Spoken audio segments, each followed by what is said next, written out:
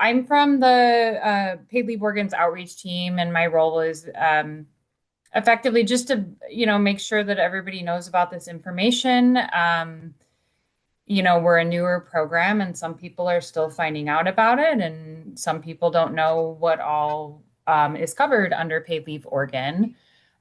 So you can go ahead and click over to the next slide. So Paid Leave Oregon is a program that offers paid leave for most employees who work in Oregon. That can be part-time, full-time, seasonal. You don't need to have a Social Security number to apply. You can apply using an individual tax identification number. Um, and Basically, you can take paid leave to care for a family member. That's under family leave, and that's for caring for a family member with a serious health condition, or if you have a new child in the home through birth, adoption, or foster care. And then there's pre-placement leave, which is so that you can complete adoptive or foster placement tasks like getting to court hearings related to the foster placement or adoption, or perhaps getting your home ready for a new child. There's also medical leave, kind of self-explanatory, caring for yourself during a medical condition, but that can also be, caring for your mental health or seeking drug and alcohol treatment. And then there's safe leave, and that's for survivors of domestic violence, sexual assault, stalking, harassment, and bias crimes. And then go ahead and go to the next slide. Thank you. So, like I said, most people who work in Oregon are eligible, with the exception of self-employed folks. They can be eligible, but they have to opt in to paying into the program. But if you're employed and you work in Oregon, you've earned $1,000 in the year before your qualifying event, and you've been contributing through your payroll deductions, which if if you are a W-2 employee, you've been doing that since January 1st of 2023, and then you experience a qualifying event, you are likely eligible for a paid leave Oregon. Go ahead and go to the next slide. Thank you. So this is just information about the leave schedules, links, and benefit links. So everybody is potentially eligible for up to 12 weeks in a 1 year time frame or benefit year. If you're a parent that's giving birth, that can actually be 14 weeks. You can qualify for two additional. And then for all types of leave, you can take your leave for a work day, a number of work days less than a week, or a week. You can't take leave in amounts less than a day. So if you're planning to claim paid leave, you can't work at all on that day. And there's two different leave schedules. There's consecutive or intermittent. So consecutive is taking leave straight through. So like you're going to be out because you're having surgery on your knee, you're down for the count, you're taking 6 weeks straight, or maybe up to 12. If you have some need for intermittent leave, like maybe you have a child that has special needs and you need to get them to appointments sometimes and you can't get to work, intermittent leave might be a good choice for your schedule type. And again, benefit years are 52 weeks long. They start the Sunday before your leave begins. So if you have multiple qualifying events, like for example, if you are caring for a parent or family member, and then you also have your own medical issue, you need to apply for two different leaves. And it'll need to be, if they're running at the same time, intermittent leave. If you have a chronic medical condition, like for example, if you experience migraines, you'll need to apply for leave at the beginning of each benefit year again. Go ahead and go to the next slide. Thank you. So this is just how to apply. It's a quick overview, and we'll go over next all of the different steps in the next slide. So first you'll want to gather documentation. We have documents on our website that can be used for each leave type, but also, some physicians have their own documents that they prefer to use. And you want to decide the amount of leave that you'll need to take. And if you, and then the next slide, you'll want to notify your employer. So you need to give 30-day notice when possible, but of course that's not always possible. And if it's an unforeseen leave, you can give 24 hours verbal notice and then provide a written notice within 3 days. And your employer's notification of leave policy can ask what type of leave you're taking. So whether it's family, medical, or safe leave, why you need to take leave, so what your covered life event is, and then when and for how long you expect to take that leave. And if you don't know exactly when or how much leave you'll need to take, you can give your employer an estimate.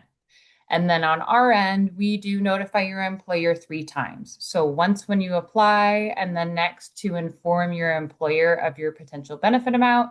And again, when we either approve or deny the benefits.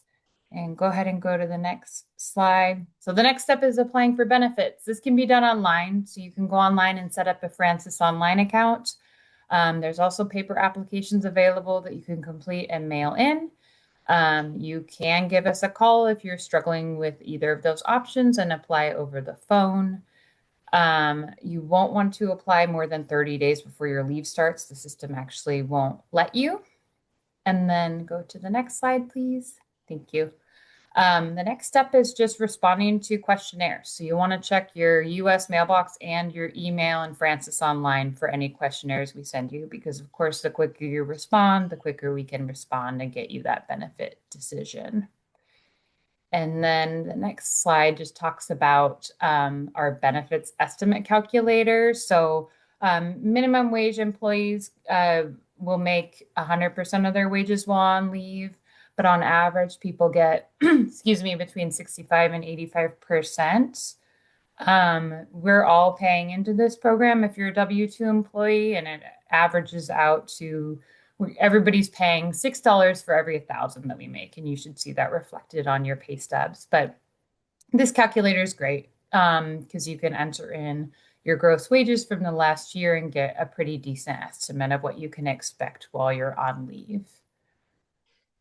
And then if you've worked for your employer for more than 90 consecutive days, your job is protected while you're on leave.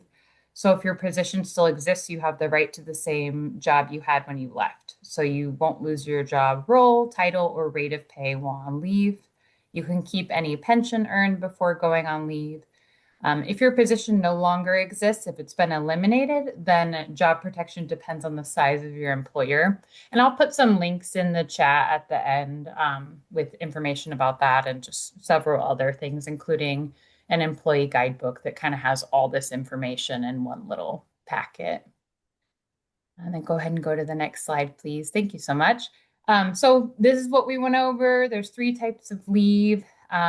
Most people who work in Oregon are eligible if they need it. We went over kind of the leave schedules and types, and then that your job is protected if you've been there for more than 90 days. I did see, I think, a couple questions pop up in the chat. Am I okay to, or maybe just one from Brenda? Yeah, go ahead. Okay. Oh, and I see. Yeah, I'll send some links to that Woodstock email to be shared out. Is that the preference? Well, you can put it in links in chat, but if you can send it to info, we can add it to our site and to our. Perfect. Okay, great. So, what is being done to address long wait times when calling Paid Leave Oregon? I've waited over an hour on hold multiple times for things that can't be addressed on the website. We're hiring a lot of staff for that, and also, asking the legislature for more money to address that. There's and been a new position that was added of folks who they don't work on claims, but they can help, be the first level when you call to answer some questions and then potentially, slow the flow to people who are actually processing claims. And hold times are going down, um, and are not, not ideal for most people. And that's feedback that we get a lot. I know some people have better success using the contact us link that's available on our website.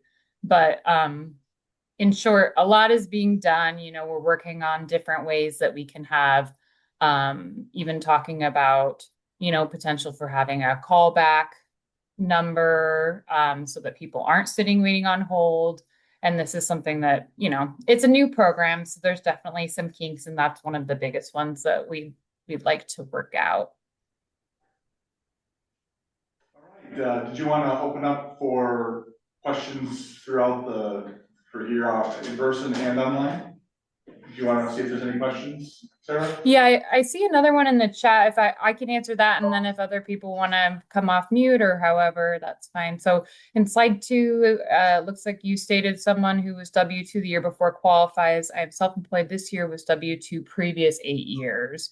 When I asked Francis if I qualified, they said I did not. Yeah, you wouldn't qualify because you need to be currently attached to an employer who's paying into the program, whether it's you as a self-employed person or, a W-2 type employer. So that was correct information. Does anybody else have any questions about paid leave Oregon?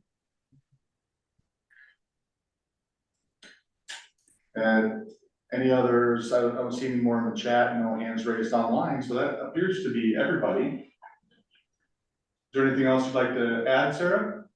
No, I will put some information in the chat for people to enroll into the self-employed portion, and then just add some other links in the background. But that's all from me, and thank you for inviting me today. I appreciate it.